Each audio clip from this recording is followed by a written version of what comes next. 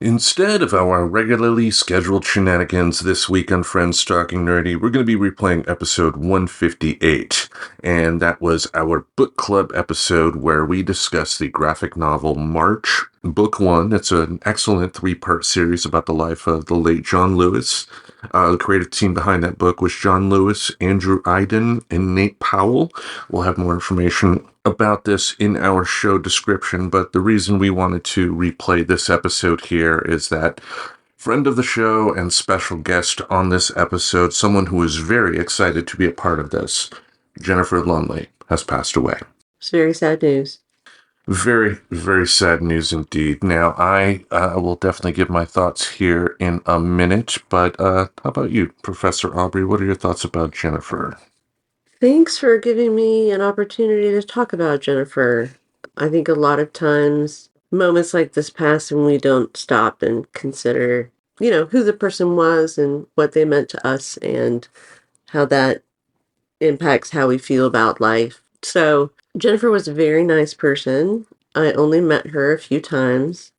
I met her virtually when we were working on the book club. And I knew that you interacted with her online, which I didn't do very much, but she did both participate in the show and really extended a warm hand of friendship to us, I think. I didn't interact with her much. There was a long time in between, but whenever I did interact with her, it was, like she was, smart and kind. Yeah. Very much agree on that part. I don't want to proclaim to the world that I was her absolute bestest friend in the whole wide world. She was someone I met at work, but that's not a bad thing.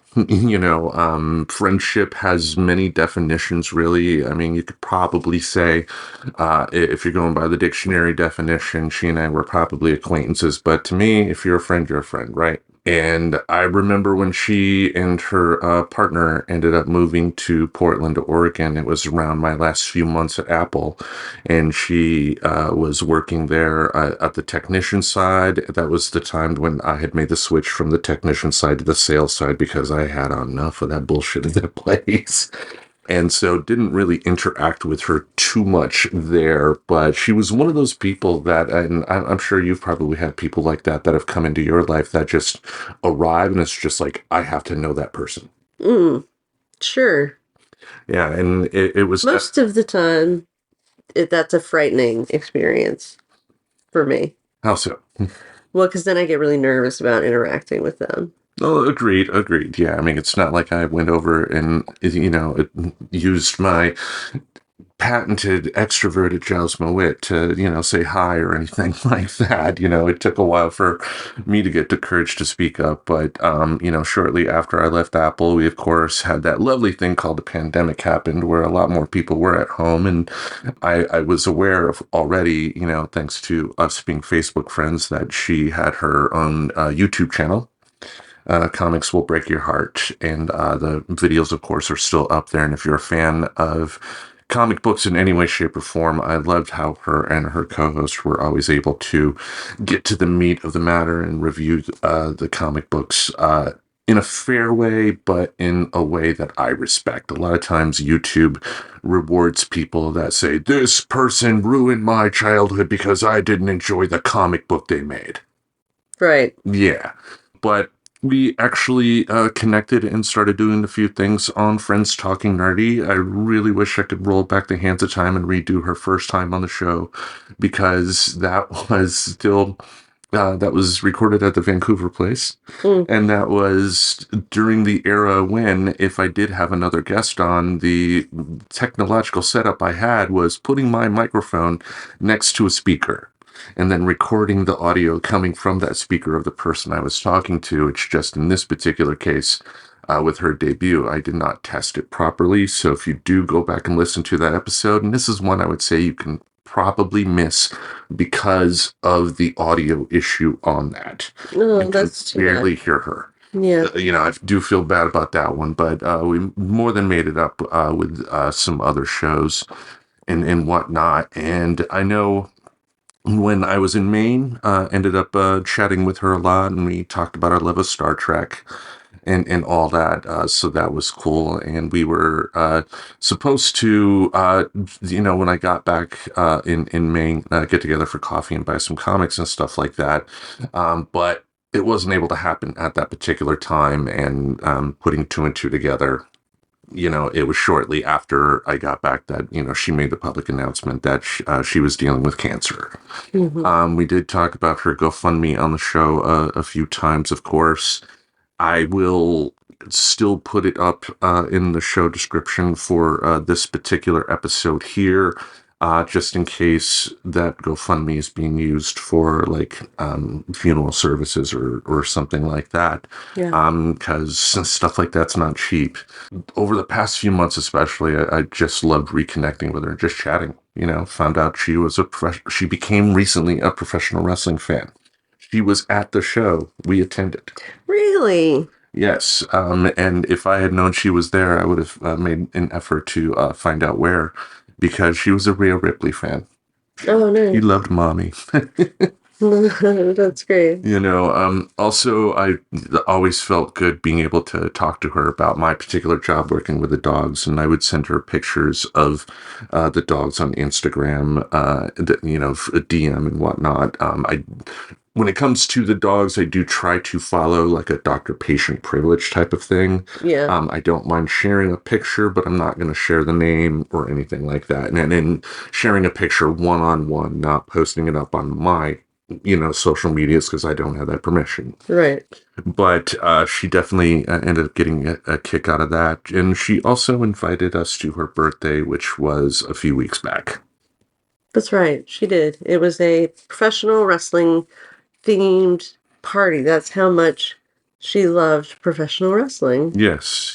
And we fit right in. I came in with my Austin 316 shirt. You came in with my Becky Lynch the Man shirt. Yep. Yeah, and you were the one that got complimented, not me. Yep. That'll happen. Yeah, all the time, people. At that time, when at the party, it was great seeing her. You could tell that the cancer was doing a lot and affecting her physically. She was in a wheelchair at that time, and I don't feel uncomfortable bringing that up because if you watched her last video on her YouTube channel or perused some of her social media, she wasn't making it a secret. She still had that warmness, that happiness about her. And yeah, just the other day when I saw the news on Instagram, I was at work with the dogs. We're about an hour before close, and I just started bawling. But I had to control myself too because the dogs were coming up like, "You okay, Mister? You okay? Can I lick you? How about How about you give me some water, Mister? Please." And so what I decided to do was put on my playlist. I hit shuffle, and the first damn song that popped up was from the Star Trek to the Wrath of Khan soundtrack. Wow. And it was the epilogue end credits song. And that occurred during the scene where McCoy says to Captain Kirk, he's not really dead in terms of Spock, so long as we remember him. And, Kirk reminisces about what Spock was trying to tell him about Kirk's birthday and whatnot. And, at that point, the camera goes and it pans across to the new Genesis planet that had debuted. And then you go through a lovely forest. And then you see Spock's tomb that they shot him out of the Enterprise from. And then, Leonard Nimoy doing the famous Space, the Final Frontier monologue. And then the music. And I just couldn't help it. Just bawling because she was a huge Star Trek fan. And I think, she would have appreciated that was the song that popped up, because for me, it's like when you see someone you care about go through stuff like that. For me, I always have this mindset of it's going to work out. You're going to fight. You're going to get through it. Everybody's going to win. I don't want to be that. Well, start packing your bags, make that will. You don't want to be that type of asshole. But when people do pass, I really do feel that yeah, maybe their name won't be written in history books, but if they made an impact on you and you still remember them, they are alive. Absolutely. Yes. Yeah. So with that, people, again, head to our show description. You'll have the link to the GoFundMe. I'm going to presume with the amount of money that was on there, some of that at this point will be used, I assume, for funeral services. I believe there is going to be a memorial of some sort. Oh, great. On social media, there were a number of comic book creators that came out and said kind things about her, like David Walker, who was behind the official Shaft sequel book, and also worked on Luke Cage and other Marvel comics, came out with a post for her.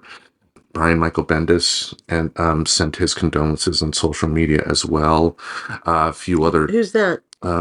for people that don't know at home, Brian Michael Bendis first made it big when he was working with Marvel by working on the Ultimate Spider-Man comic series, which led into the character of Miles Morales taking over the mantle of Spider-Man. So, yeah, I think she would have been thrilled that creators that created work that she read with a passion came out and said good things about her. I think she would have been really pleased with that, and that definitely made me happy. But I think without further ado, oh, you have something to say. It's so hard to lose someone to cancer as well, because I don't know. I have lost a lot of people to cancer, and it's such an unfair disease because it strikes anyone at any time. Yeah. I mean, they say you can increase your risk factors, but there's still risk factors. It's still 2%. I mean, even with the best diet, with the best exercise routine, with the best medical help, it's still possible for anybody of any economic persuasion to get it. And the fact that we live in a country in the United States here that routinely lets people die just because they committed the crime of being poor and getting sick like that. That is not to say that, in other places that have more socialized medicine, that there's no disease or anything like that. But I would just like to think that if, for situations like hers, for situations like my friend Stephanie, who passed a few years back to uterine cancer, like if we had a better healthcare system, maybe something could have been caught quicker. Because, my understanding is that when it comes to cancer, detection is key. If they can detect it quickly, there's a good chance that they can get it out of your system without it leading to further problems. That's very broad based, and I'm sure there are very specific examples of other types of cancers to where even if they caught it quickly, it could still lead to further major issues. Sure. But yeah, just on a positive note, though, just she was a bright soul in a lot of ways, and I will definitely miss her. I'll miss her too. Well, the beauty of what Friends Talking Nerdy has offered me since the day we started this little shebang here is the fact that it is a bit of an audio time capsule. So, ladies and gentlemen, Jennifer Lumbley in the Friends Talking Nerdy Book Club discussing March, Book 1.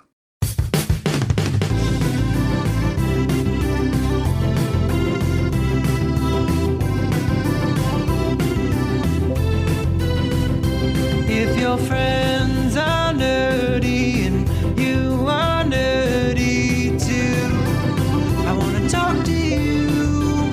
Friends Talking Nerdy. Hey everybody, welcome to another episode of Friends Talking Nerdy. This is Tim Jousma, and with me I have Professor Aubrey. How are you doing? I am fabulous. Fabulous. Perfect. We are here for another book club meeting. I'm excited for that. Initially, we were going to go for once a month, but with everything picking up again, I think 2 months is probably a little more reasonable. But we are going to be reading March, book 1 from Andrew Aiden, John Lewis, and Nate Powell joining us. We have all the way from Tennessee. We have Keely. How are you doing? Hi, I'm good. I'm excited about this pick. There's lots of Nashville history. Mm-hmm. And that's where I live. So there we go. cool. And joining us as well is Jennifer Lumbley. How are you doing? I'm doing well. So happy to be here again. This is probably like my third or fourth time reading this book, and it just gets better every time.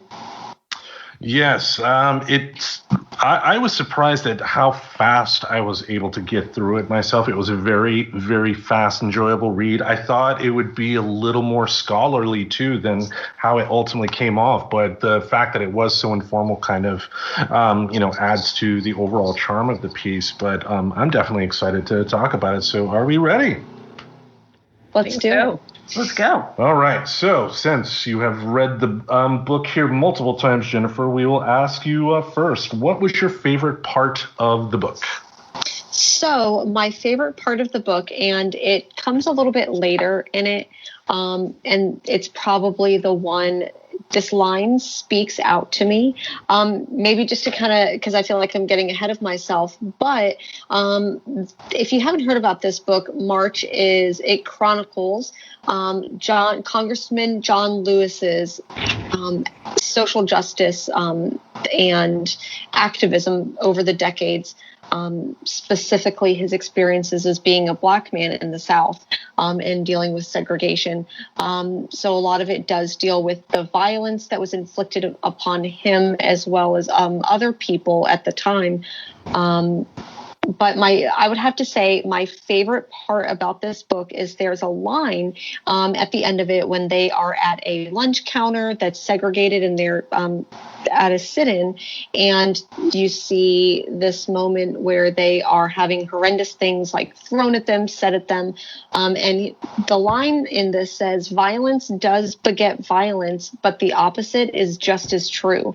And I'm not sure, like this being, like I said, one of the like the third or fourth time that I've read it. I don't know if that line just never jumped out at me before, but it really did jump out at me this time. And it brought me to tears a little bit. I'm not going to lie. Why do you think it stood out to you this time, especially living in Portland with the year we've had here? Yes, it definitely, I think when I originally read this, it was in 2017 or 2018. And this was before John Lewis had passed away, because he did pass away this year. And I do remember reading it the first time thinking, wow, it's crazy to me that we are still dealing with racial violence and that we are still dealing with segregation, albeit in a different way. And I could talk about that more maybe later.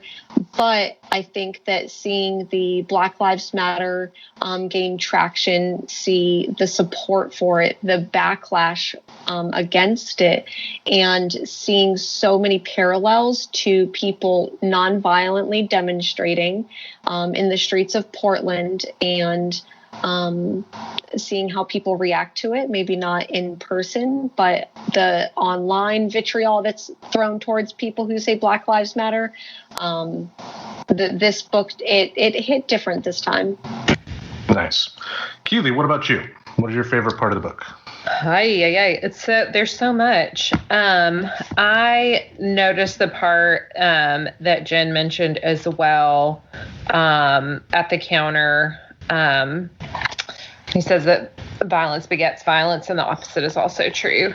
And then maybe not a favorite part, but because it's frustrating, but an impactful part is there's on page 110, the governor of Tennessee, after like the sit-ins and the protests have really kicked in, and there's actually a whole like downtown boycott. There's a picture of the governor speaking to like a news person, and his dialogue bubble says, "These sit-ins are instigated by and staged for the convenience of the Columbia broadcast system." I'm like, we still blaming the media. Mm-hmm. What? There's so many things that are still happening today in Nashville. And yeah, it's just, I really appreciate the truth telling and the relevance to like what life is like in 2021. Nice. Professor, what is your favorite part of the book? Well, I have to say, first, I was lucky enough to be in the presence of John Lewis. He was in Portland one time, and he had, a soul that you could feel when you were around him. And so my favorite part of the book was actually the chicken part. Okay. When he was a kid and he talks about how he loved the chickens so much and he wanted to be a preacher, so he started preaching to the chickens. But I think the most moving part was when he accidentally drowned one of the chickens, and he was like, oh my God, I killed the chicken. And I just, I don't know if everybody has been that kid, but I certainly was that kid when some wild animal, there was something I felt connected to that I had some part in killing and how that felt. And I think the artwork during that part of the book was, the chickens were just so darn cute. You really loved them as well. They had the puppy dog eyes. They did. They had cute little faces. Yes, I'm with you. I'm sorry, Tim. No, go ahead. You were first. I'm totally with you on that, Professor Cousin, because like I remember, I really loved that part of the book as well. I kind of did a speed read this afternoon, and I forgot about that part. But totally, like when we would go fishing when I was a child, it broke my heart to put the worms on the hook. I just like would sit and play with the worms. Like, I don't want to stab this worm. So I loved that connection to John Lewis's childhood, and also his lifelong, it would seem, like care and consideration for vulnerable beings and wanting to like care for and protect. I think that moment with speaking of the chickens, I think the moment, there's two moments that I think of when, like, speaking about this, is where there's this juxtaposition whenever John Lewis recalls going into the city, and he had a hard time when he was back in the country on the farm. He had a hard time with the killing of the chicken and eating the chicken because he knew them. And there's this juxtaposition where he's in the city and he mentions going up to the counter and buying the chicken. And he says, not knowing the chicken, I ate that night. I ate much easier and I looked forward to the meal. So I thought that was really interesting. And I don't know if this was also meant to be a parallel, but later on in the story, John Lewis does also recall the tactics when violence is used against them, saying, show them your humanity, look them in the eye. So I don't know if that, to me, like, those moments echoed each other. I think because even though we don't, I live in the city, I go buy my chicken, like, somewhere else. But I thought that was really, really, like, those moments, simple, but very powerful. I definitely would agree. I mean, as far as favorite parts for me, I do gravitate towards the chicken part myself, because, I mean, as a meat eater, you do have to face that conundrum. If you love eating cheeseburgers, but if you had to make your own, or, could you do that? And the answer to me would be no. Heck, as a kid, I cut down a tree limb once and cried like a baby because it ended up hurting that. So, I couldn't live in the 1800s. That much I know. But it's overall, my favorite part was a scene set in modern time. The kind of wraparound scene, the present day for the story is President Obama's inauguration. And I like the fact that it was so personable from the start.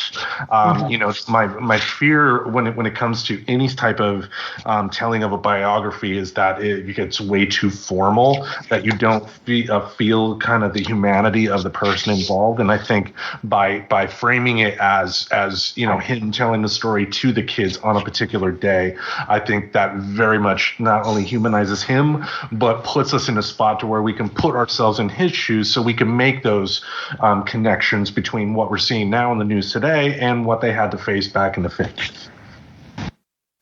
All right, so the next question, we will go with Keely this time. What was your least favorite part of the book?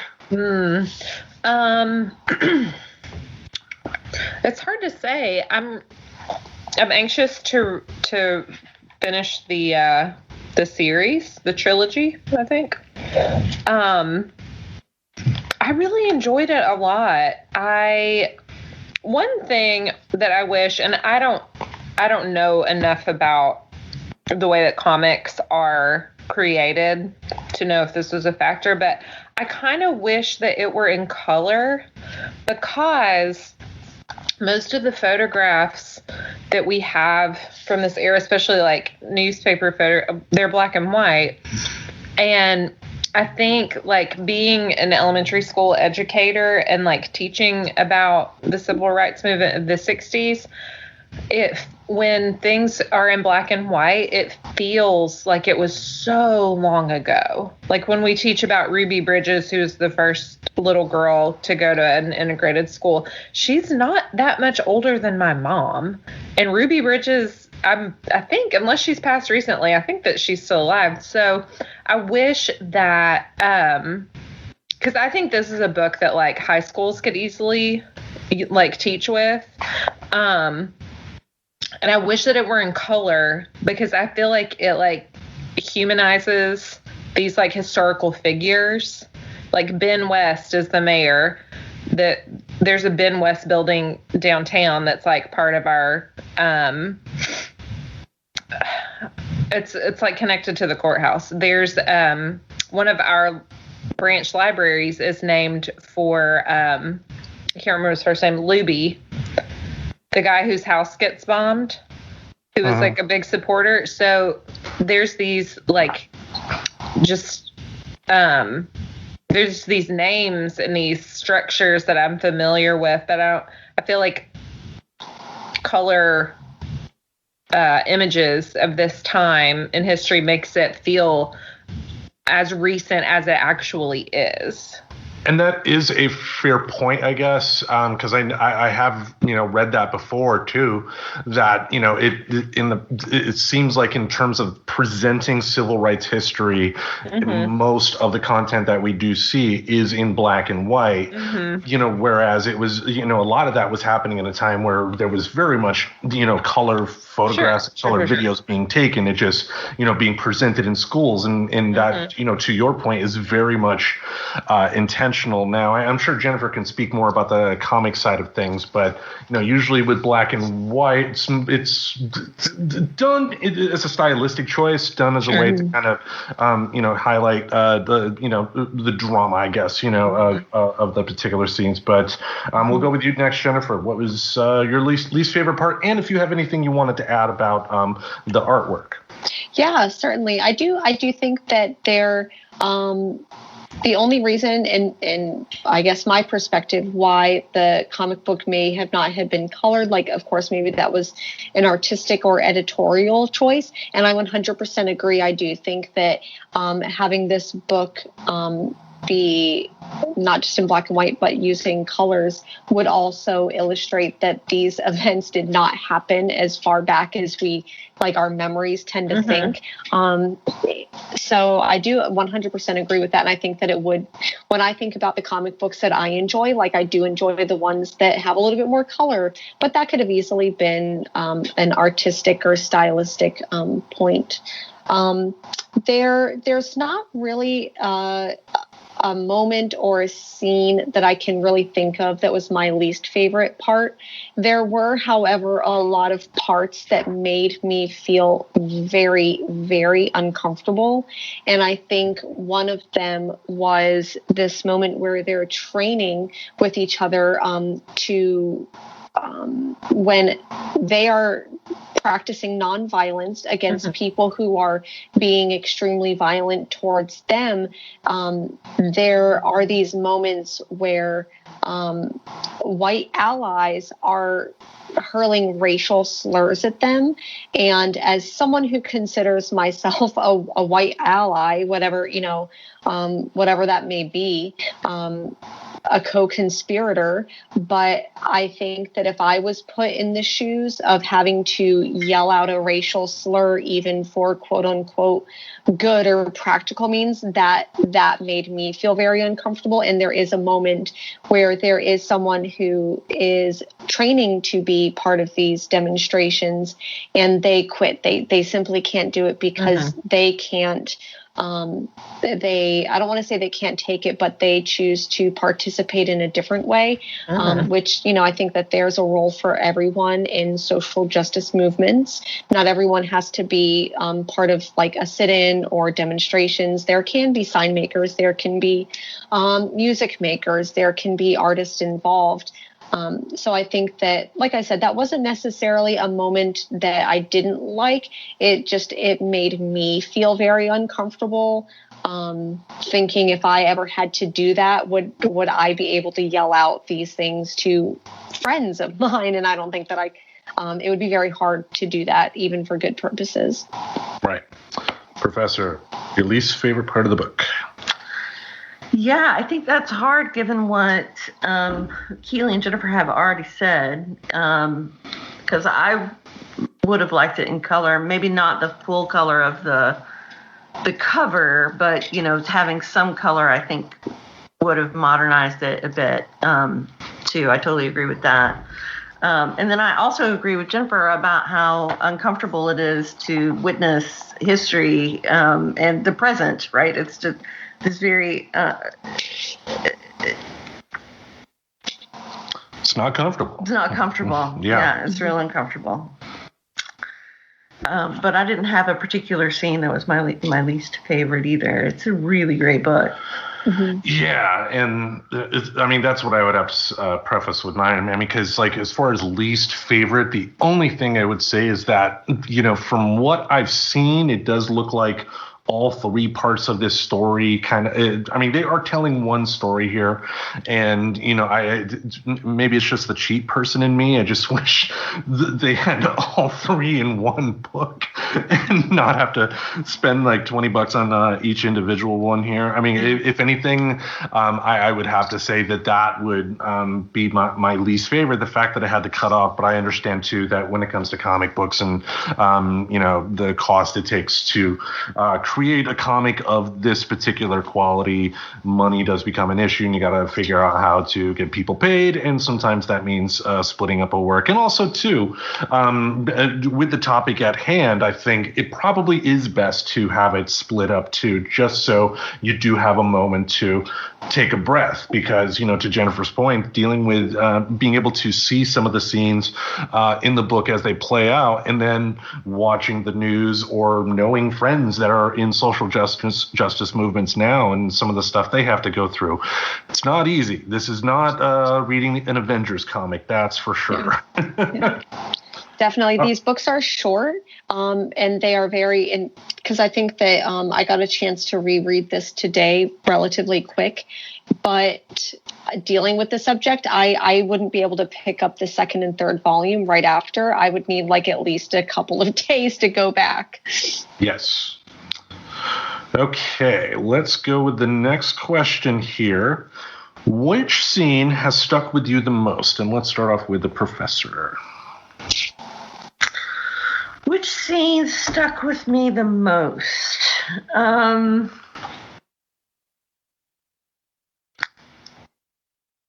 Gosh, there were so many good scenes.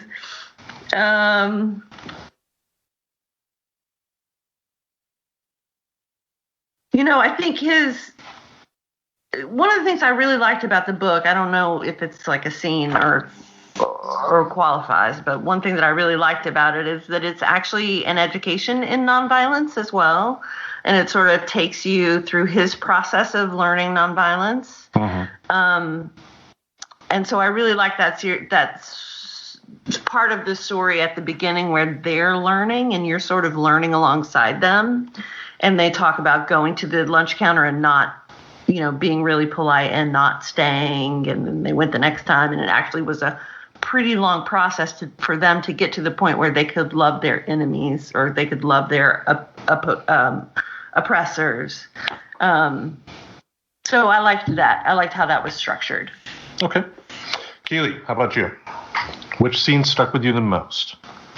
Really, the scene at the end of the book where after the Luby's house has been bombed, I think it's page 118, when, people are really like speaking out and they're confronting the mayor. I think it's another one of those things that is very relevant today when they're asking Mayor West if he intends to desegregate all the lunch counters. And he says, "Little lady, I stopped segregation 7 years ago at the airport when I first took office, and there's been no trouble there since." And like, yeah, that's just like a very, like, when white people think that racism is over, that we're in a post-racist world, like, no friends, we still got a lot of work to do. But then the very last bit where it's quoting from Dr. King's speech, and he says, "I came to Nashville not to bring inspiration, but to gain inspiration from the great movement that's taken place in this community. No lie can live forever." I think that is really impactful, inspirational. I get weary of white people's nonsense in the world, in the community. I cannot imagine how exhausted brown people are with white nonsense. But I think just like that idea that no lie can live forever, that like the truth is going to come, that like, and Dr. King's "the universe is with us," just it makes me think about the idea of like, I think we're on the right side of history when we're working for social justice. So yeah, we are. All right, Jen, what scene stuck out to you the most? The scene that really stuck with me, and I think it's because, and I'm not a religious person whatsoever, but I did grow up with religion. The part that really stuck out with me, and I think there's this obvious like stylistic change in the artwork, because it is a very dark couple of pages, and it's page, let me see here, starts with 103, 104, 105, where they talk about everyone who has been arrested and basically how they were able to be successful because they had power in numbers, and how they, they were told, well, you can either pay a fine or you can stay in jail. And they were basically like, okay, we'll stay in jail. And think about what type of breaking point has to happen for you to get, like, as a human being, get comfortable being uncomfortable. And think about and they mention Emmett Till, who supposedly said something to a white woman and was dragged from his home and was murdered and left in the river. And thinking about how simply walking too close to a white person or a young child saying something to a white woman could get them murdered. They put their lives on the line, and thinking about what that really meant for them at the time. But seeing them in jail, basically saying, this is our life, and this uncomfortableness that we're in right now is more comfortable than the comfortableness outside, the comfortableness of racism outside. Like, I would rather put my life on the line to try to make things better than for them to continue to be that way. And to see them in jail, and they are singing "We Shall Overcome," which is a gospel song, I believe. But seeing that moment, like those 3 pages, I think were really, really popular, or really, really impactful. Thank you. Yeah, and it's kind of a good contrast too, compared to some of the quote unquote protest we see for some things like like masks usage. It's like if a bunch of those people were arrested, do you think they're going to be in solidarity in jail singing songs together, or do you think they're going to be looking out for themselves and themselves only, looking for their lawyer and whatnot? So it in terms of being able to ultimately determine what side of history you need to be on, sometimes you need to see scenes like that in order to see both sides, I guess. For me, the scene that stuck the most wasn't the most impactful one, but it was actually something we discussed earlier, and that was when when John Lewis discussed reading a comic book that Martin Luther King put out. I guess it was, if you see it on page 76, talking about Martin Luther King and the Montgomery story. I did not realize that the civil rights movement were utilizing comic books, because Jen would obviously know this, in the 50s, with the Comics Code Authority being what it was. Comic books at that time were looked at for kids and exclusively for kids. So the fact that they were able to take a medium that other people were dismissing and being able to put out such a powerful message that was able to get people, I mean, that's it shows the impact of what comics can offer people as art. And then, if anything, that's an explanation as to why John Lewis made his memoirs into a graphic novel. It's going to be much more impactful that way than looking at a wall of text if you don't know his history or anything like that. Sure. All right, so we'll start with Jennifer here with this question. What did you think of the writing? Lovely Portland being Portland here. Street racing background here. Oh. They're filming the Fast and the Furious hipster edition here. I don't know. But the question here is, what did you think of the writing, and are there any standout sentences for you? I think the first one that I mentioned, where violence begets violence and the opposite is also true, that one really, really stuck out to me this time. And it reminded me, I think that there's 2 sides to this coin, because I think that there is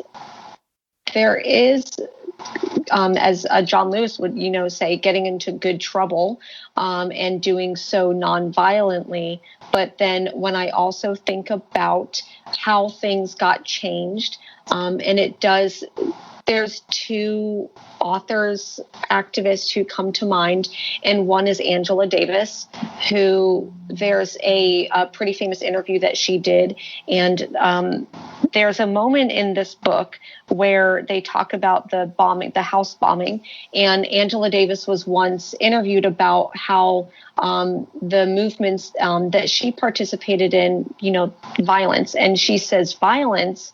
You ask me about violence? Basically talking about bombings that happened in her own hometown. And another quote that I'll never forget is Audre Lorde says, the master's tools will never dismantle the master's house. And so when I do think about nonviolence and nonviolent movements, of course, I would love to say, even thinking about these demonstrations that happen here in Portland, and I live downtown, and I do get to see some of the effects of them regularly. However, I wish that I could tell friends and family, yes, these demonstrations are nonviolent, and they are, for the most part, they are very, very peaceful. However, the violence that is brought to these demonstrations are not by the demonstrators and the protesters. It is from the side in power, and it's on the side of those who are wearing military gear. So when I think about violence, and I think about nonviolent movements in particular, I definitely think that my perspective, especially seeing everything that happened this last year, is thinking about how both can be utilized.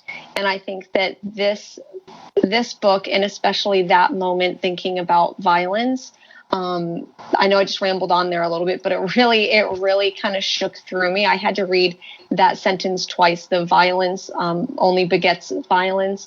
I had to read that 2 or 3 times to really get it.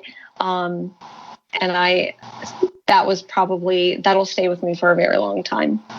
Nice. Keely, what about you? What do you think of the writing, and then are there any standout moments for you? I like the writing a lot throughout.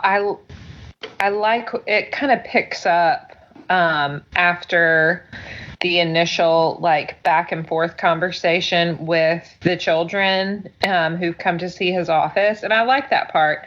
But after that sort of initial introduction, it kind of it kind of flows easier. In terms of a standout sentence, on page 82, it's just after they're doing their workshop, and the guy says maybe I can make signs or something, but I can't do this. I can't take this abuse. Just after that, he's talking about Jim Lawson, and he says, Lawson taught us how to protect ourselves, how to disarm our attackers by connecting with their humanity, how to protect each other, how to survive. But the hardest part to learn, to truly understand deep in your heart, was how to find love for your attacker. And then there's a speech bubble, I think, from Jim that says, do not let them shake your faith in nonviolence. Love them. And that it's a tricky idea. It's hard to love the perpetrators and to not want to meet that violence and vitriol with the same. And I think that there's, something to be said for defending yourself, but also just the idea of nonviolence as an instrument of protest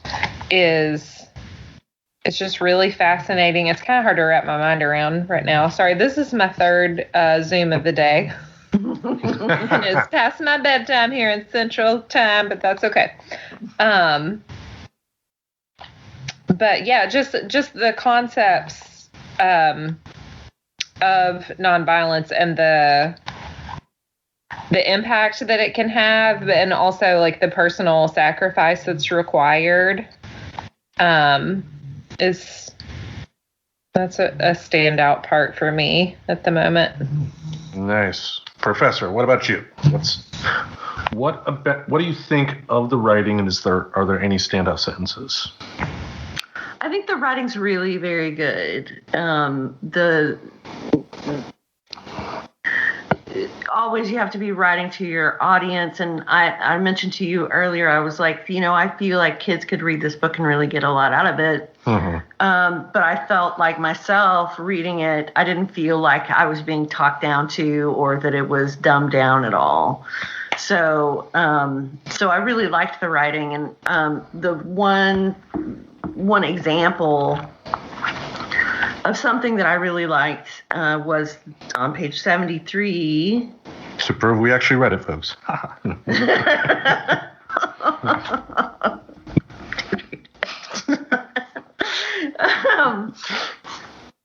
So this is after he has gone to his parents to ask about joining the suit to integrate Troy State University. And his dad says no, or his parents both say no, and so he has to go back to Nashville. And I love looking back, it must have been the spirit of history taking hold of my life, because in Nashville, I'd meet people who'd open my eyes to a sense of values that would forever dominate my moral philosophy, the way of peace, the way of love, the way of nonviolence. And I just think that's so cool that he can pinpoint that moment when, he was writing a letter to Dr. Martin Luther King saying, I can't do this thing that I thought I was going to be able to do. And at the time, it must have felt a little like a defeat. He says, I was heartbroken, right? So he felt bad. But to a point that Jen made earlier, it's what he ended up finding out was the appropriate way for him that best utilized his tools, in the cause at a later point. That moment wasn't his time. Right, exactly. And so, yeah, I just like the way that they presented that on that page. Yes, for me, as far as the writing, I mean, it is very solid throughout. And this, to me, if I'm going to show anybody why comic books can be great pieces of art, you show them a book like this. Because if you just took the text, John Lewis could have written a traditional book. It would have sold just fine.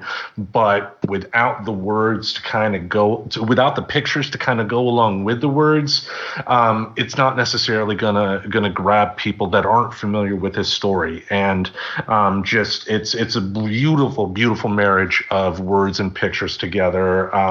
Again, just showcasing what power comic books and graphic novels can do. So as far as any particular one standout line, there's no yippee-ki-yay motherfucker type of line here for me. It's just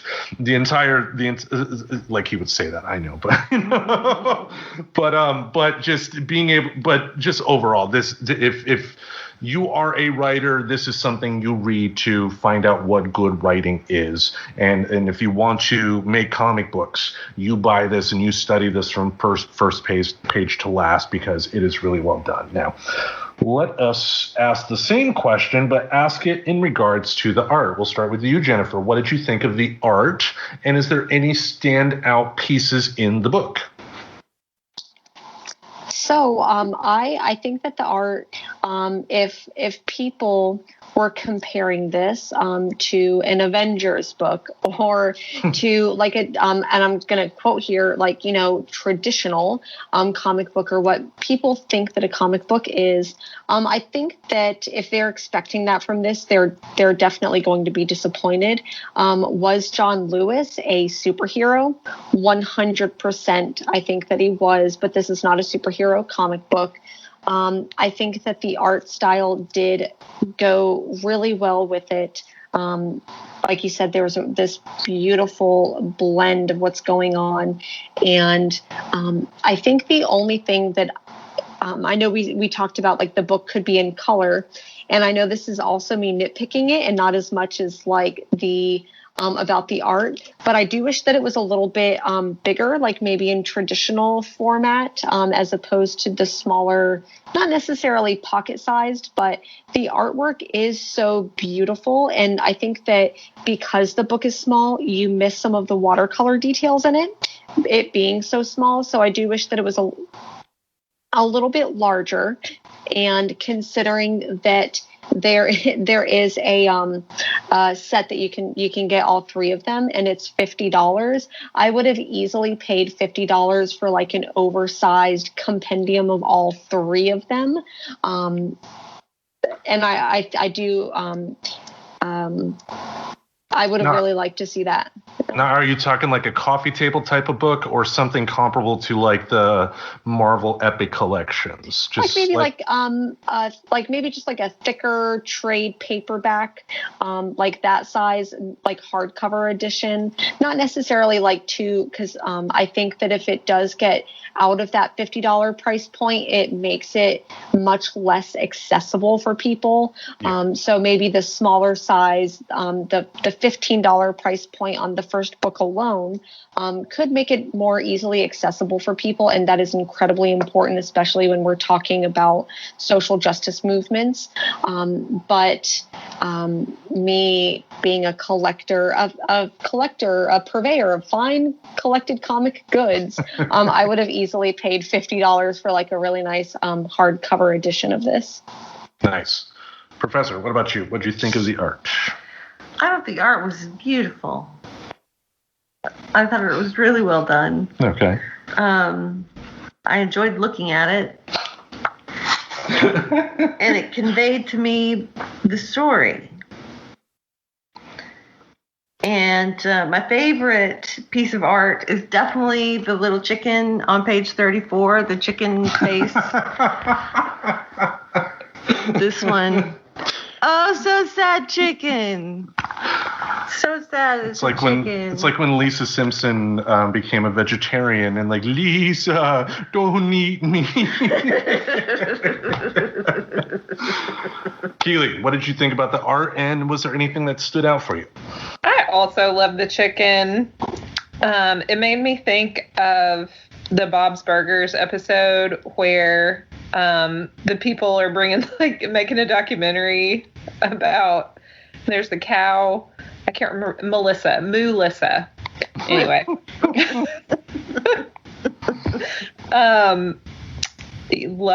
Big love for the chickens. But overall, I agree with what Jen said. If it were a little bit bigger, some of the details would be easier to catch, like at the first pass. And then there's some like little speech bubbles in big crowd scenes that, it'd be cool if it were easier to read. But I think it's also probably a choice that the white folks who were upset with the protest, their dialogue is in like a scripted little, I don't know, it's like you can see the difference in the font, and I think that that's signaling about who's speaking. But overall, I really loved the use of the white space and the darker spaces. That it seems like when there's like a big turning point moment, or kind of like almost feels like the end or the beginning of a chapter, there's like, a full dark page versus, when we're just going along with the story, you get more white space. So as a reader, I appreciated that. Like, I think it's nice to look at, it's impactful, but it's also kind of like signaling, like helping you stay along with where you are in the story. So it's nice to look at, and it's also really, I think it serves the story really well, and it serves the reader well with some of those choices. Very much agree. Overall, the art in this comic is just plain beautiful. I mean, just just visually it looks great. How it's a perfect marriage between the words and the pictures as well. Because I thought of an example earlier when I was in my comic book class of sometimes early comic books, like early Spider-Man's written by Stan Lee, will have the notorious habit of having the picture show that a character is picking up a book, and then the character will say, "I'm going to pick up this book." And stuff like that can get noticeable. Obviously, with the infancy of comics, they had to learn to grow from that, and I wouldn't expect that from a comic release today. But just how it goes from, to your point, Keely, from traditional comic book panels to having certain pages to where the entire page is kind of like a splash page with maybe a panel or two on the inside of there. They were really creative in terms of page layout. It wasn't just the traditional, let's throw 9 boxes on a page and fill everything we can in there. They utilized the space really, really well. And if you haven't read this, folks, this is something you have to read, just because, again, just the words are great, visually it's great, just overall good. Now, let's ask the final question here. Can I say? Oh, yeah. Can I plug one thing before we stop talking about the beautiful art in this book? Nate Powell is actually releasing a new book tomorrow. It drops on today. It should be available. It's called Save It for Later, Promises, Parenthood, and the Urgency of Protest. So I would say that if you really enjoyed this book, I just found this out like 15 minutes before hopping on this call. That Nate Powell is doing a new book. So I had to bring it up because I will be picking this book up tomorrow. If you can text me that information, that'll be great, and I'll make sure that's in the show notes. One thing I did forget about the art, in terms of the critique that you had, Keely, about it being all black and white, I think one thing that they could have done is kind of gone the route of what Frank Miller did in Sin City, or what you saw in Schindler's List, in terms of having it be mostly black and white, but then you just have like a page to where you have just a little splash of color, because that would be one critique I would have. But let's close it out here with ultimate thoughts on the book. We'll start with you, Keely. Overall thoughts on the comic now that we've gone in detail on it. Yeah, I just feel really, I feel so grateful that this exists in the world. And the more I learn about the civil rights movement in the 60s, the more I learn about like Nashville history, which is dear. My hometown is in East Tennessee, but I've lived here my whole adult life. My husband has. My child's a Nashville native now. And so I'm just really thankful that we have this, and that John Lewis and Andrew Aiden and Nate Powell, were able to put this together. Like, what a gift to introduce or reintroduce what happened, and all the truth telling too. There were some initially when I was reading it, I usually think with like an elementary school lens, because those are the people I spend the majority of my time with. And I thought, oh man, I wish that some language were changed so that we could do this in 6th grade. We could do this in 7th grade. But then I thought, we need to tell the truth.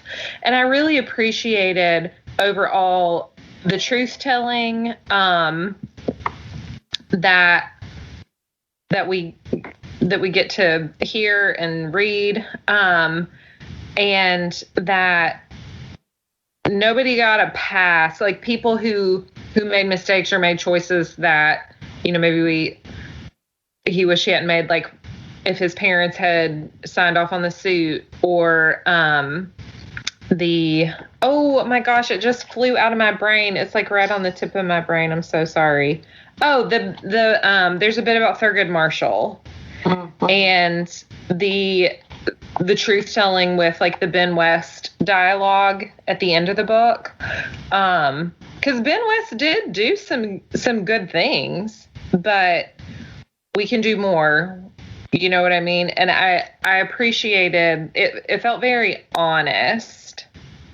And they didn't pull any punches to, the idea of being comfortable with discomfort. It's like, there's some really uncomfortable, horrible things that are true and that we can talk about and we can try to understand and learn how to go forward in a better way. So yeah, I feel really thankful that we have this, and the truth telling and the sincerity is really a wonderful theme.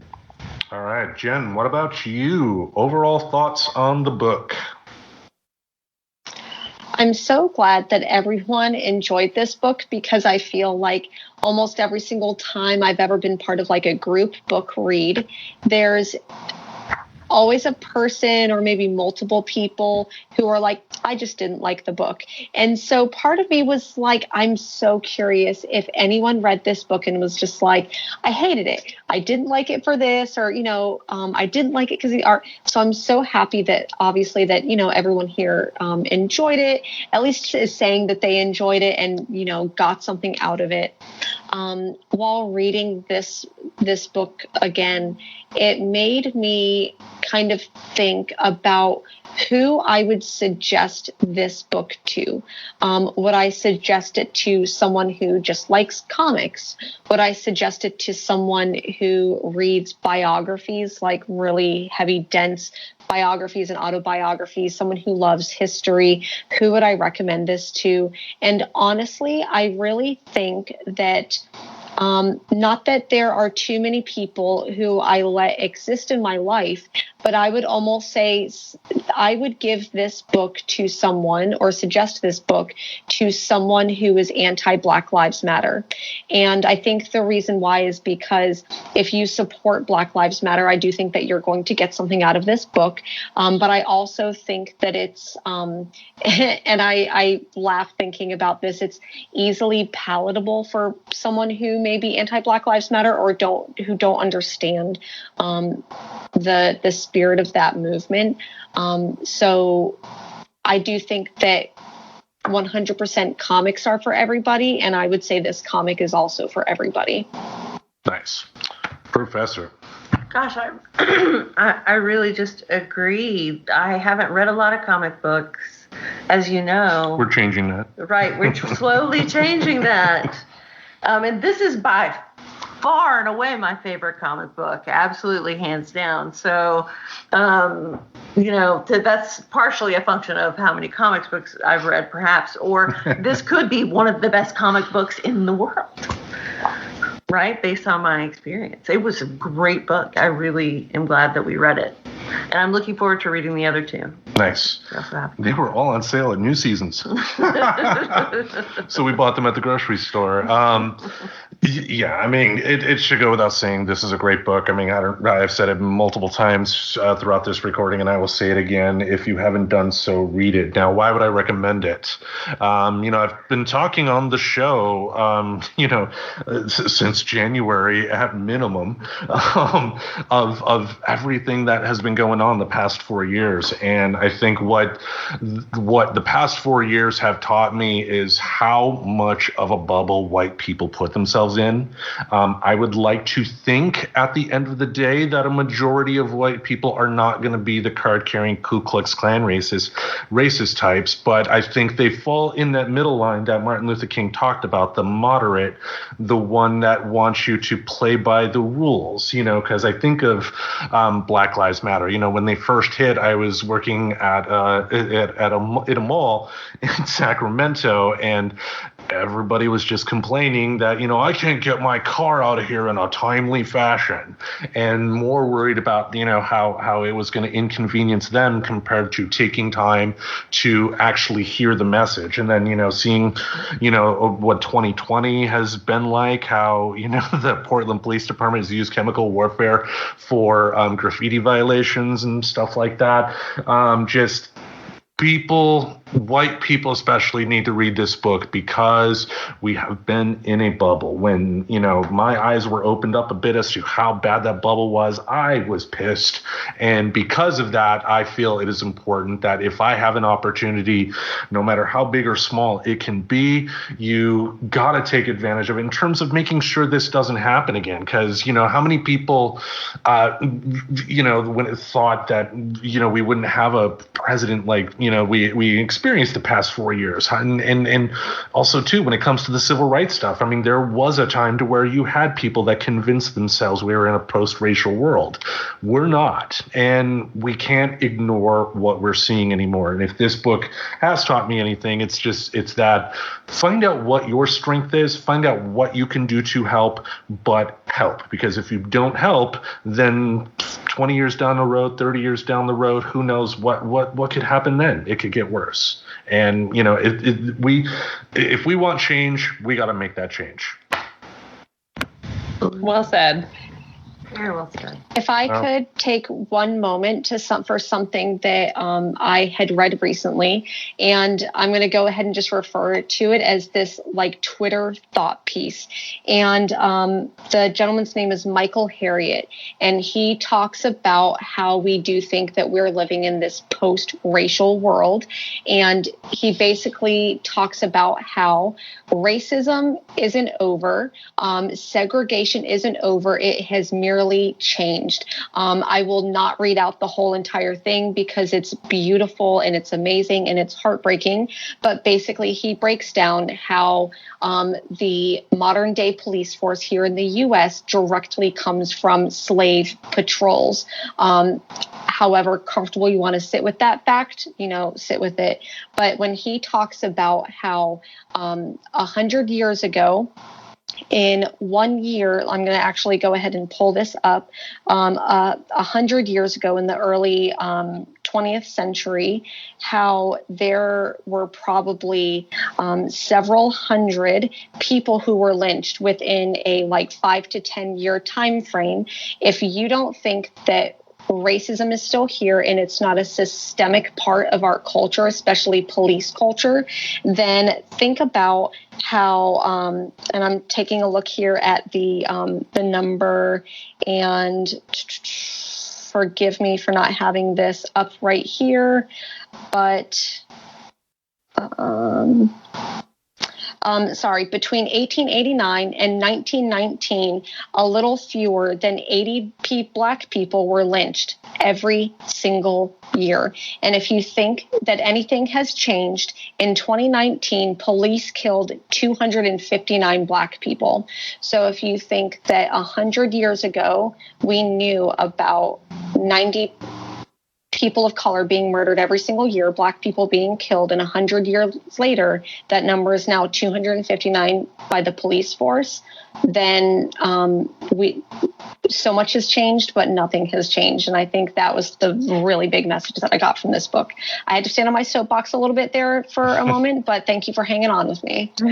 No worries. And kind of a side topic on that. For our previous episode, we actually talked a little bit about prison reform, and on our website under the show notes, I was able to add the movie 13th from Ava DuVernay about that topic. So if you go to our website, that's a must-watch film on that topic. But I think we had a very good recording here. I'm very proud of the results here. So, can I share one thing? Yes.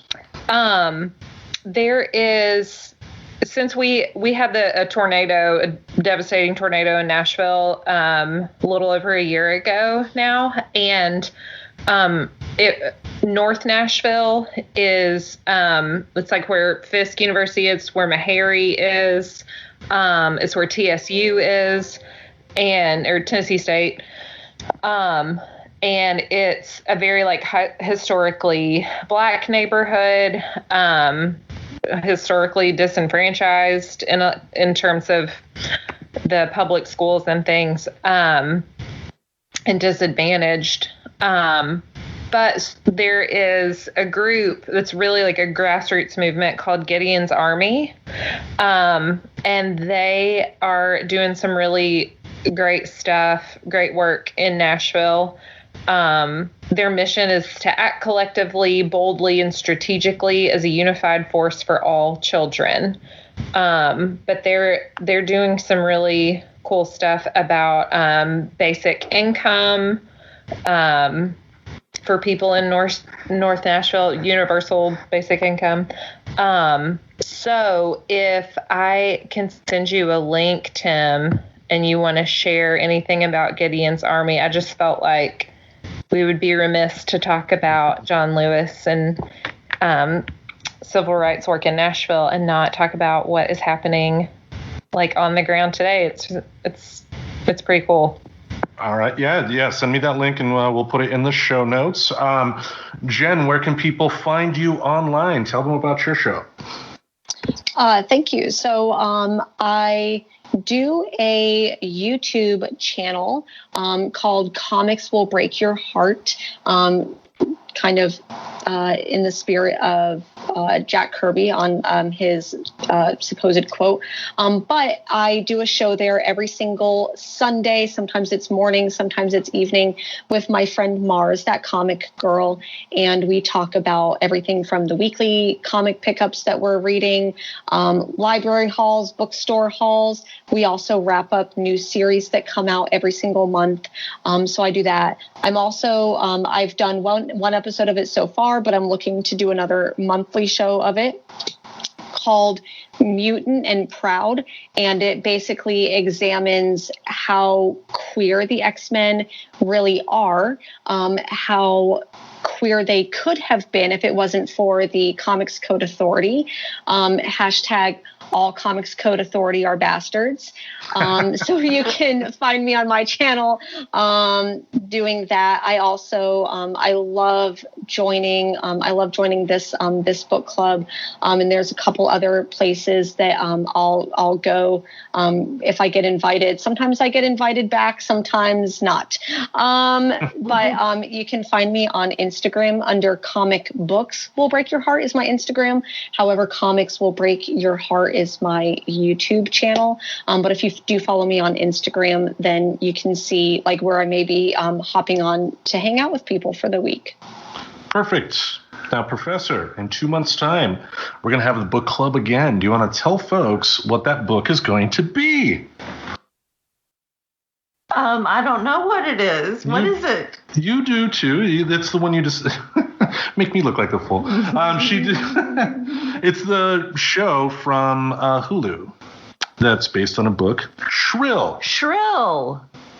Yes, Shrill. That is what we will be reading, I recall now. Now that you recall it, fill folks in a little bit about it. Just a general overview.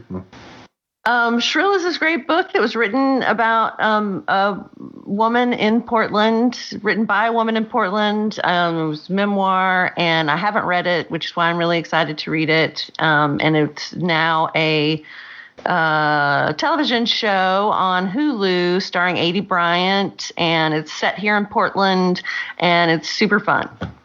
All right. So in 2 months' time, we are going to be reading Shrill. We hope to see you then. But we also have our regular Wednesday and Saturday shows. So whenever you listen to us, keep tuning in. We thank you all for listening. Have a good one. Subscribe to Friends Talking Nerdy on iTunes, the Google Play Music Store, as well as Spotify. Remember to support Friends Talking Nerdy on Patreon. Goodbye, darling.